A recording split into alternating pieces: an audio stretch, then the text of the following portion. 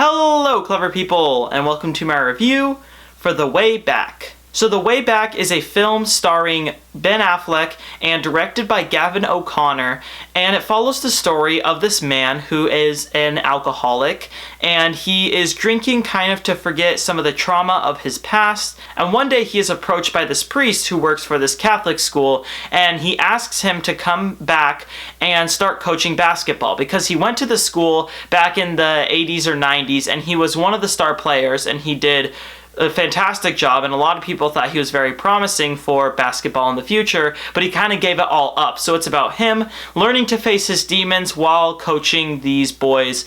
I'm gonna be honest, I did not like the look of The Way Back very much. I thought that the trailers made it look like a very cliched sports movie. I wasn't looking at much for this movie, especially because it seemed like a very obvious Oscar contender to me, and the fact that they were releasing it after Oscar season was a little strange, because it's got a really good actor in it who's kind of using this movie as a comeback because of his own experiences with alcohol, and it's directed by a really strong director. So when I heard the March release date, I was a bit confused.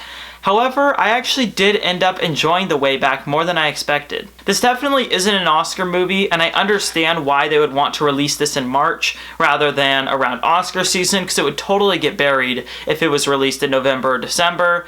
However, just because it wasn't an Oscar contender doesn't mean that it wasn't still a really well done movie.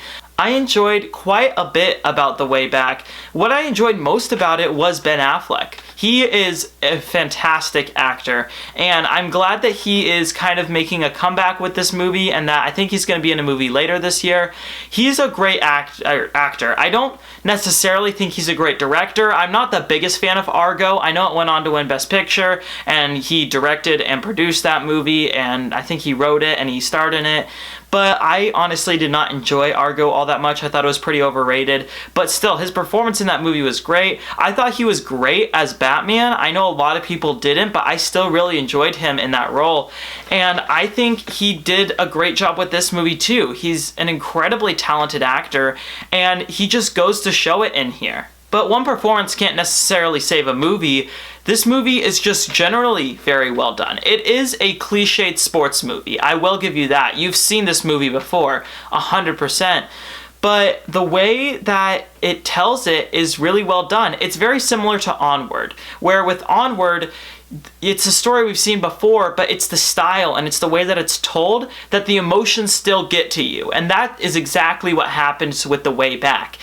Even though you know what's going to happen basically from when the movie starts, you're still very emotionally impacted when it's going through the roles, when it has multiple scenes with him struggling with alcohol, when there's different people on the team who are struggling with their own individual problems, and you get to see and learn a lot about them, and it stayed very entertaining. And the third act is a surprise. I won't spoil anything, but the third act definitely takes a detour from what you were expecting, so it does subvert expectation towards the end, but by subverting expectation, it doesn't become a different movie, thankfully. It still stays consistent with the tone and the pace and the way that the story is going. It just tells it in a bit of a different way, and the message ends up being far more powerful if it would have went the way that a lot of these other basketball movies do. And in the end, the movie is really about the people surrounding the Ben Affleck's character's life. It's about his ex-wife. It's about the lead player on the basketball team, and the way that they all interact just feels very natural. My problems with the movie are pretty substantial though. I think the cinematography can be very misused is what I'll say. They use handheld shots at certain points, and there's even a scene where it's like handheld and it's just a shot of two people having lunch, and it's terribly misused. It honestly feels like The Office, where, you know, in The Office they had the weird zoom-ins and they had the shaky camera to kind of make it feel natural. It can feel like that at times, and it totally doesn't fit with the rest of the movie.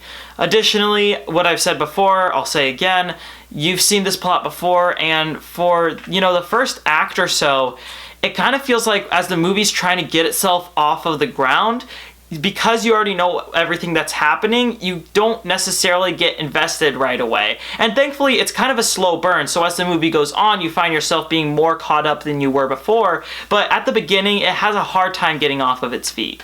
However, I did really enjoy The Way Back. I think that this is a great movie, and I'm sure it's going to be on streaming soon because every movie that was in theaters is now going to streaming. So please go check this one out. I think that you'll enjoy it, and I think it's a movie that it definitely isn't an Oscar contender in any way, but it's just a very well done, entertaining drama that I can easily recommend to people.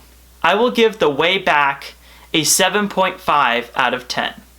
Alright, that concludes my review for The Way Back. So, what are your thoughts on this movie, or what is your favorite Gavin O'Connor movie? Comment in the comment section below and let me know.